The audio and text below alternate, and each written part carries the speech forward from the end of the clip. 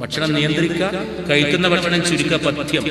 നോമ്പ് നിറഞ്ഞാൽ പകല് മുഴുവൻ വയറിന് ഉപവാസം കൊടുത്തിട്ട് രാത്രി മുഴുവൻ അതിന് പകരം വീട്ടുന്ന മാതിരി മൃഷ്ടാന്ന ഭോജനം നടത്തുന്ന പരിപാടിയല്ല.